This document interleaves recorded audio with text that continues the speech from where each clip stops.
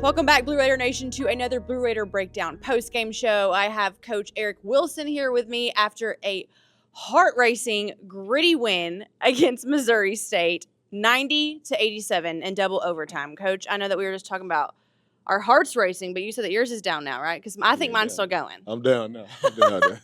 So first off, let's just talk about, the first overtime and the double overtime. What was going through your mind and what you were seeing from the guys? Because that's where detail really matters, and that's where it really counts, coming down to the wire. Absolutely. During those, pressure-packed moments, just trying to make sure the guys are even keeled and thinking about the next play, kind of, erasing what just happened, whether it's good or bad, and quickly moving on to what's next. Because in games like that, to your point, it's a matter of the small details. And so, when those pressure-packed moments and plays being made on either team, I think our job as a staff is obviously to try to come up with what's next in front of our team, but just to make sure the guys are in the right frame of mind and are ready to execute the next thing. And so I thought, you talked about gritty. I thought the resiliency kind of showed, and, there were some plays made by both teams, and both teams stayed in it, and we just were able to make one or two there late to get us over the hump. I feel like we're continuing to see this team get down to the wire and have those really games that are, so impactful. But this, especially with Conference USA, there's so many competitors. Yeah. You can never just expect something to happen because it can change in the blink of an eye. Yeah. When it comes to that and coaching these student athletes, how do you prepare them for moments like this? I think to your point, this is a tough league. There's a lot of great coaches, a lot of great teams, a lot of great players. And just for those guys to know and understand that each league game is going to be a war, and it's going to come down to, we talk about possession games.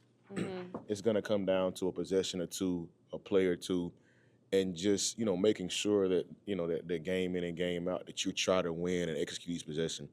And I thought, in that game tonight, we made some mistakes, and then we made some plays, but we just stayed with it. And that's kind of been the ebb and flow of the season. Like, we've been in a lot of close games, in league play, but that's how this thing works. Now you get into the middle of January, rounding out the month. We're halfway. That's what it is in this league. Is, like I said, it's a lot of really good players, a lot of really good coaches and teams, and so night in and night out, the dog fights, and so that's the life in Conference USA. You all were coming off of a really tough loss against Law Tech. That was also a close game. What do you think that group learned from that moment down in Ruston that they carried into this moment that made them so successful? That was, and I think that's one of the things that this group that we should highlight and celebrate is to your point. It was a rough trip, in Ruston, and the way we lost that game and coming back, and that flight home and that film session and that two practices after that. It was some real gut check moments. Guys had to really look themselves in the mirror and take some accountability and really look at some things that we had to grow on and improve upon. And so I just come back to the word resiliency and being able to come out tonight and play a really, really good Missouri State team. Like, those guys are good. Coach Martin and that staff have done a really good job of assembling some talented, tough, physical dudes. And I was just excited that our guys were able to bounce back after what happened in Ruston and be able to come home and hold serve at home and win a tough home game. I've talked to Kamari about this right after the game, but I could see it in his eyes specifically just because he kept hitting the threes on my side in the perimeter. But I could see that he knew that this team could do it if they really put their mind to it. And that was amazing to see, especially witnessing it. As a coach, too, seeing these guys collectively just do the dang thing, basically. How does that feel?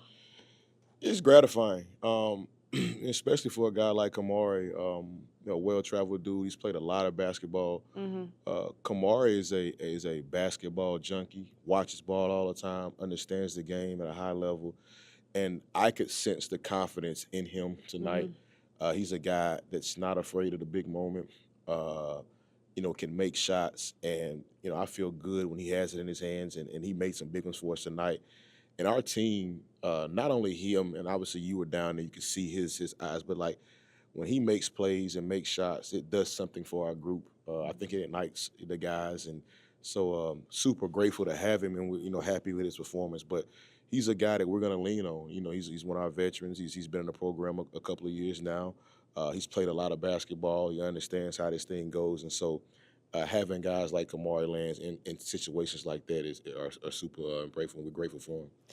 We have strong point guards like Jaw and Sean and even TG when he needs to step up as well. But we're going to talk about the guys that are coming off the bench, like MJ, like JD, all of those guys that are maybe not getting as many minutes, but they're still making an impact. Talk to me about that. Well, we got a lot of guys. I think I like to refer to this team as Noah's Ark. We got two of everything. Okay. And so that. yeah, and so like to your point, we got 2 point guards. Both of those guys are pretty good. But we got guys off the bench that can be impactful and really help us. And you mentioned James Dent and Marcus Whitlock. Like those guys are really good players. And the thing that I'm proud about mostly is they may not get the bulk of the minutes, and it's hard. We got a lot of good players, but those guys work every day. Those guys care factor in terms of wanting to do right, wanting to do what's best for the team, wanting to win. I think it's at a high level, and I think you've seen over the recent weeks with JD coming back from the hand injuries, he's getting more comfortable playing well. He had a really good stretch for us, helped us win a tough road game out there in New Mexico State. And then Marcus, he's been working every day, getting better. He's learning, he's growing. And tonight was, I think, a microcosm of what he has done for us in practice over the last 3 to 4 weeks, months rather. And I was excited that he was ready to play. And we talk about always being ready. You never know when your number's called. And tonight we had some early foul trouble with Trey and JD. And insert Marcus, and he plays 10, 11 minutes in the first half and does a really good job for us. So I think that's something that he can grow upon and build upon. But we got a lot of depth and a lot of guys that can really help us, and so I'm glad to see those guys playing and being able to contribute. One thing I also noticed tonight is the adaptability that this team had, because Missouri State came in and they were physical. It was an extremely tough game, especially number 23. I mean, we've been talking about him that the Titans should freaking recruit him because of how big he is. But you could see, especially Chris Loof in the paint near the end of the second half before we went into overtime, before he got fouled out, that he was starting to adapt and figure out how to block those shots and how to get possession back over it, which is so impressive. Speak about the adaptability of this team. Well, Big Mike, 23 for them, is a unique player. Yes. Unbelievably talented, and obviously you see the size and the strength that he holds, and that's a different matchup for all of our bigs. We got guys that are 6'10", 6'11", and he's 6'4", and so he's a rock. Yes, he is. You don't see guys, they don't get to compete and play against a dude like that. And so, we showing tape, and I'm talking to these guys each practice about his physicality and what he brings to the table. But until you get it out there in the ring with him, it's hard. We can't simulate that in our practices. So I thought early he got it going and did a really good job for Missouri State. And as the game wore on, I thought that our guys adjusted to his physicality and size and the uniqueness of him. And we made some plays. He made a bunch of plays. And then late we made a couple stops and got a couple key stops and rebounds that really helped us. So Chris, Luca, I think those guys done a really good job. Torrey at times. And obviously, too, we're talking about, 23. Number 11, Palick is a he's a unicorn too. Like he's a different guy too. We're talking about a 6'9" guy that can make threes, that can handle it, that can pass it. I mean, he leads their team in points, rebounds, and assists. And so, we told Torrey and Chris both, they had a hands full tonight, but I thought both those guys and Luca and Kamari and all those guys that played low post minutes for us, I thought they did a really good job of competing and against a really talented group that Missouri State has. They definitely did. Well, now you will have a bit of a break before you head to Jack State on the road, another road test. What's kind of the assessment, or what are you wanting to just preach to the guys? We might have a little bit of downtime, but still make sure that you're amped up and you're ready to go. Yeah, well, Coach McDevitt, I think, does a really, really good job of player and load management. So I think this is coming at a great time for us to be able to have some guys get some rest, recover, especially after a game like that. I mean, that was a heavyweight bout. That went more than 12 rounds. I mean, that was a big time game, and so I think this break comes at a great time. back to my original point, I think Coach McDevitt does a really good job of understanding how to load and manage these guys and get these guys healthy, and we'll do that. But also, too, it's a time to reflect upon these 6 games and however many days it's been, and work on some things and get better. And then, too, as we move later in the week, really start to lock in and prepare for Jack State. And we're anticipating another really tough, physical, close, tight Conference USA basketball game. And so we're excited, and obviously coming off this win and being able to get some rest and work this week, we're really excited about. Well, congrats, Coach, on the win. It was an incredible win. I know me witnessing it along with the thousands of fans cheering you all on. It was great. It was great. I'm just talking about the fans. I know it was like school night, campus school, and different teams, and seeing a lot of these kids in the stands.